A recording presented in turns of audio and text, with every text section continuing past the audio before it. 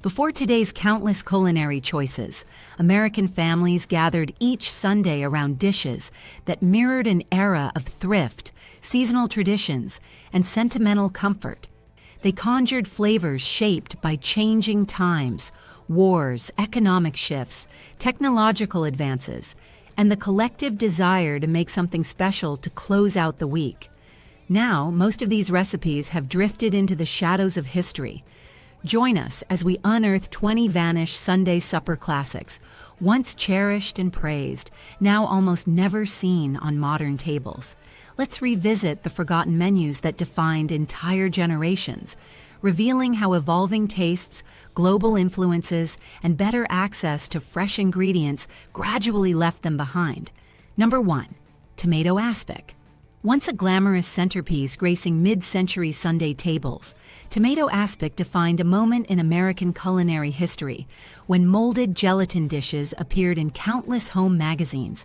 Originating in the 1930s and rising through the 1960s, this chilled, savory creation mixed tomato juice, unflavored gelatin, vinegar, celery, green peppers, and occasionally diced shrimp or crab.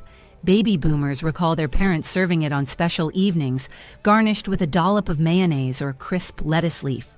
As time passed, cooks embraced fresher salads and lighter sauces, leaving tomato aspic behind.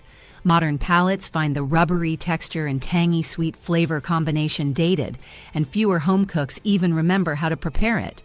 With shifting tastes and widespread availability of vine-ripened tomatoes and artisanal dressings, this once stately mold simply vanished from the family repertoire, now a mere footnote in retro cookbooks and scattered recipe cards found in dusty attic boxes. Number 2. Crown roast of lamb with mint jelly. Decades ago, a crown roast of lamb was a hallmark of elegance on a Sunday evening, symbolizing prosperity and refined technique. It frequently appeared in the 1950s and early 1960s, advertised in glossy print ads and heralded by television cooking personalities who wore starched aprons. Accompanied by a jar of bright green mint jelly, the roast stood tall as a centerpiece. But tastes changed, and the rising cost of high-quality lamb, coupled with the complexity of preparing the crown shape, pushed families towards simpler cuts. As global cuisines began influencing American menus and younger generations sought leaner proteins and less sugary condiments, this extravagant roast faded into culinary obscurity. Fewer modern households own the specialized kitchen tools or have the patience to assemble this showpiece, ensuring it seldom graces tables today. Number 3. Chicken a la king. Revered as a creamy poultry-based entree poured over toast points, biscuits, or rice, chicken a la king was a common Sunday supper option well into the early baby boomer years. Rich in butter, cream, mushrooms, and pimentos, it brought restaurant-style indulgence to suburban kitchens. Housewives gleaned the recipe from old community cookbooks or relied on televised cooking segments during the golden age of broadcasting. This dish declined as health consciousness rose and people grew wary of heavily thickened sauces. Improvements in refrigeration and the arrival of lighter international fare made chicken a la king feel dated. By the 1980s, it had virtually disappeared from mainstream home cooking, leaving behind a memory of lavish cream sauces and chafing dishes once championed by American nostalgia. Number 4. Ham loaf with pineapple glaze. In the mid-20th century, processed ham loaf emerged from butcher counters as an economical twist on traditional Sunday roasts. Packed into a compact form and sweetened by a sticky pineapple brown sugar glaze, it was a thrifty yet celebratory meal. Families often enjoyed it on special weekends, influenced by televised commercials promoting canned fruits and preserved meats. But as the culinary scene evolved, so did consumer preferences. Nitrate-heavy loaf products fell out of favor, and cooks abandoned the overly sweet fruit-meat pairings. Fresh cuts and naturally raised meats became more accessible and affordable. Without demand, ham loaf recipes slipped out of recipe rotations, leaving behind newspaper clippings and yellowed binders as their only legacy. Number 5. Salmon mousse mold. emblematic of the post-war fascination with molded dishes. Salmon mousse, pink, airy, and formed in intricate molds, once stood proudly at the center of a Sunday buffet. A product of the 1950s and 1960s emphasis on convenience foods, canned salmon, cream cheese, and gelatin created a pastel centerpiece that appeared modern and sophisticated. Television cooking shows and old Hollywood-inspired parties gave it a glamorous aura. But changing seafood standards and the modern push for sustainable, fresh fish toppled this relic. Advances in refrigeration and a broader selection of global seafood recipes rendered the canned salmon mousse obsolete. Younger generations, unaccustomed to fish-flavored gelatin, declined to revive it. Number 6. Mock chicken legs. Depression-era frugality and wartime rationing birthed numerous creative Sunday recipes that lingered into the baby boomer childhood era. Mock chicken legs, made from ground veal or pork, fashioned onto skewers, breaded and fried to resemble drumsticks, satisfied families who craved poultry flavor without the cost. Advertised in old commercials and sometimes showcased in local butcher shops, they offered a culinary illusion. By the 1970s, real chicken had become affordable, and authenticity mattered more to home cooks. With supermarkets stocking convenient cuts of actual poultry, the elaborate deception no longer made sense. This pseudo-drumstick dish all but vanished, remembered only by those who grew up peering into their grandmother's oven on a quiet Sunday. Number 7. Creamed chipped beef on toast. Known as SOS in some circles, creamed chipped beef was once a Sunday evening staple, a comfort dish that combined dried beef slices with a creamy white sauce poured over toast. It evoked memories of the 1930s and 1940s households, where families embraced simple, shelf-stable ingredients. Wartime dining, scarcity, and early baby boomer meals included such frugal recipes. As tastes evolved, Americans embraced fresh deli meats, artisan breads, and global flavors.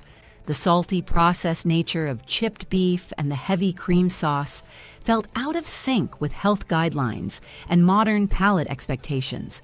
Today, this dish endures mainly as a memory in old military cookbooks and nostalgic regional diners, rarely prepared in family kitchens. Number 8. Jello salad with grated carrots and pineapple.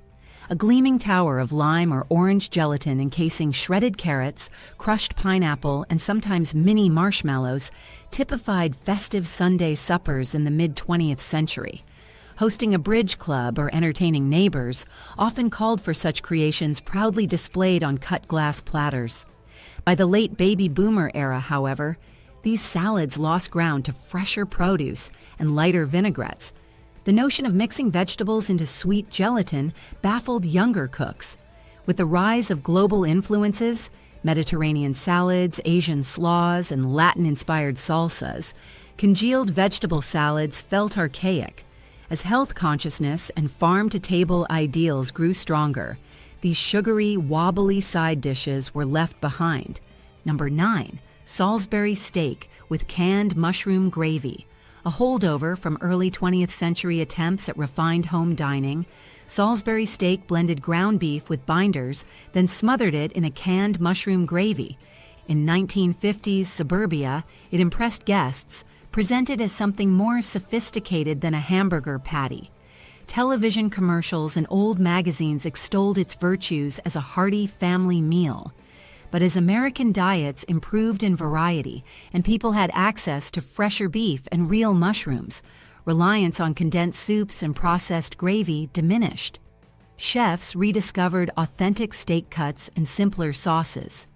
Salisbury steak, once a Sunday superstar, slipped out of the spotlight, leaving behind freezer-section TV dinner traces. Number 10. Deviled crab casserole. Coastal American traditions once inspired Sunday recipes that showcased abundant shellfish. Deviled crab casserole, mixing crab meat with breadcrumbs, butter, spices, and sometimes bell peppers, crowned the table in areas with maritime influence. By the mid-20th century, it spread inland, appearing in women's magazines as an exotic treat for entertaining. Yet as modern consumers demanded fresher shellfish and cleaner flavors, canned crab or heavily seasoned casseroles fell out of favor. The complexity of sourcing quality crab and the rising cost of seafood discouraged home cooks. Over time, newer recipes reflecting global culinary trends replaced these heavy, seasoned casseroles.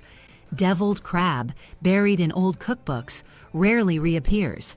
Number 11, porcupine meatballs, a novelty dish once embraced by families looking for playful presentations.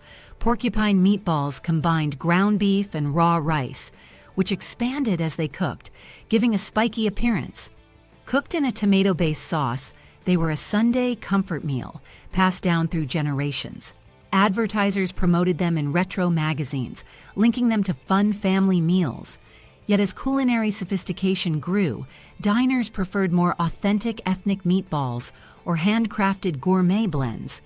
Instant rice-based gimmicks no longer held charm once fresher herbs, premium meats, and artisanal tomato sauces appeared. Porcupine meatballs fell off the radar, surviving only in dusty recipe boxes saved by nostalgic family archivists. Number 12, boiled tongue with raisin sauce. In pre-war and early baby boomer America, utilizing every part of the animal was common.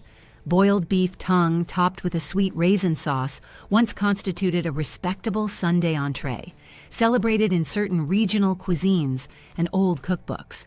But when refrigeration and improved supply chains expanded protein choices, fewer families gravitated towards organ meats. The texture and preparation time, plus the fading popularity of sugary meat accompaniments, made boiled tongue less appealing. As supermarket shelves filled with leaner cuts and international recipes introduced novel flavors, raisin sauce over tongue became an antique concept. Fewer contemporary cooks consider this dish, leaving it to culinary historians. Number 13, liver and onions.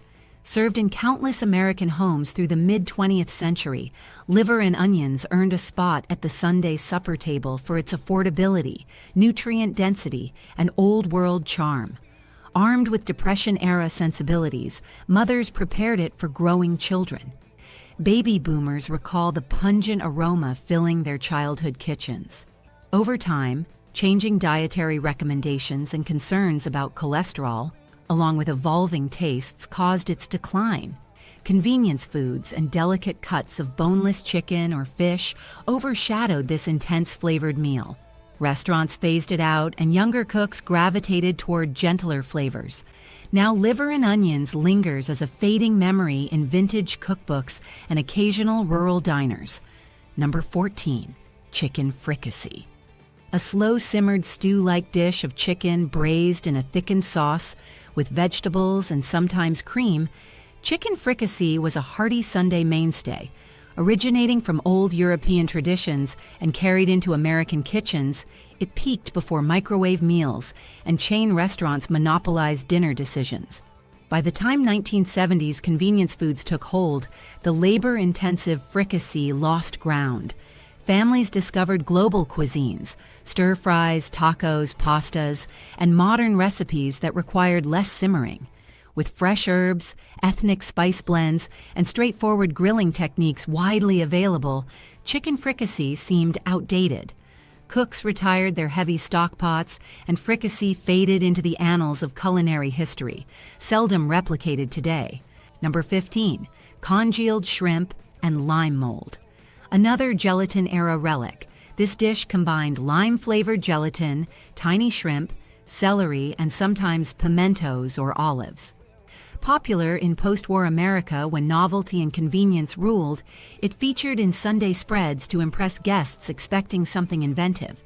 Cookbooks from the 1950s encouraged such daring blends of sweet, savory, and salty. As baby boomers matured and the American palate refined, the idea of seafood suspended in dessert-like gelatin became off-putting.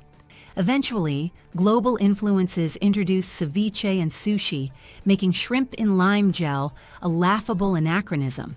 The molds and special molds required were stashed away, leaving behind only baffled reactions in modern readers who stumble across these old recipes. Number 16, baked macaroni and cheese with canned tomato soup. Before today's gourmet mac and cheese renditions, there was a simpler version. Elbow macaroni baked in a casserole dish with processed cheese and a layer of canned tomato soup. It exemplified mid-century reliance on pantry staples and limited flavor profiles. Sunday evenings offered such comfort foods after church gatherings. As American cuisine diversified and fresh cheeses, artisanal pasta, and inventive sauces replaced bland, condensed soup mixtures, this version all but disappeared. Modern palates crave depth of flavor, and processed cheese paired with sweet tomato soup seems uninspired. Now, refined versions of mac and cheese dominate, pushing the old canned tomato iteration into obscurity. Number 17, gooseberry glazed pork roast. Gooseberries, once common in American home gardens, occasionally flavored Sunday pork roasts in mid-20th century households. A tart jam glaze balanced the richness of the meat, making it an elegant yet attainable feast. With time, gooseberries became harder to find commercially, and other fruits, apples, peaches, cranberries, took their place. As supermarkets standardized produce and global fruit imports expanded, gooseberries never attained mainstream popularity. Younger cooks embraced trendier flavors, leaving such specialized pairings behind. Without renewed interest or nostalgic revival, gooseberry glazed pork fell off the weekly menu. Today it exists primarily as a curiosity in century-old cookbooks, capturing a vanished era of local backyard fruit harvests. Number 18, shrimp wiggle. A whimsical name for a dish blending canned shrimp, peas, and a white cream sauce served over toast or crackers. Shrimp wiggle appeared in community cookbooks and local newspapers throughout the mid-1900s. Families who admired its simplicity saw it as a quick Sunday supper before evening television programs. Over time, the availability of fresh shrimp, better refrigeration, and improved taste standards rendered canned seafood less appealing. Expanding culinary horizons introduced Americans to global shrimp dishes with bolder flavors and fresher textures. As these innovative recipes spread through print media and television cooking shows, shrimp wiggle and its milky, bland sauce evaporated from modern menus. Number 19, baked stuffed heart. Offal cuts featured prominently in early and mid-20th century cooking, especially on Sundays when families gathered around large dining tables, often cherishing recipes passed down through generations. Baked stuffed heart, prepared by slow cooking a heart stuffed with breadcrumbs, onions, and herbs, was frugal and filling. However, improved distribution of preferred meats and evolving sensibilities about texture and appearance diminished the dish's appeal. Modern consumers rarely buy offal, especially not for a celebratory meal. As culinary fashions shifted toward bright, fresh produce, lean meats, and restaurant-quality plating, such humble organ-based recipes receded. Baked stuffed heart now survives mainly as a memory locked in family lore or obscure historical menus. Number 20, oyster stew with evaporated milk. A gentle, milky stew of fresh oysters simmered with evaporated milk and butter once offered coastal communities and inland households a delicate Sunday treat. Widely mentioned in old newspaper food columns, it drew on the 1930s to 1950s tradition of incorporating shelf-stable dairy products into classic dishes. Baby boomers remember relatives preparing it during special weekends when oysters were considered a premium delight. But as refrigeration improved and authentic cream or half-and-half became standard, the use of evaporated milk dwindled. Additionally, global influences and a rise in culinary techniques like pan-searing oysters with wine and herbs overshadowed bland milk-based soups. Over time, consumers developed more adventurous seafood tastes. Oyster stew, once quietly revered, lacked the complexity to endure. It disappeared from typical home cooking, existing now only in archival cookbooks and the distant recollections of those who once sat around a family table as it was ladled into delicate porcelain bowls.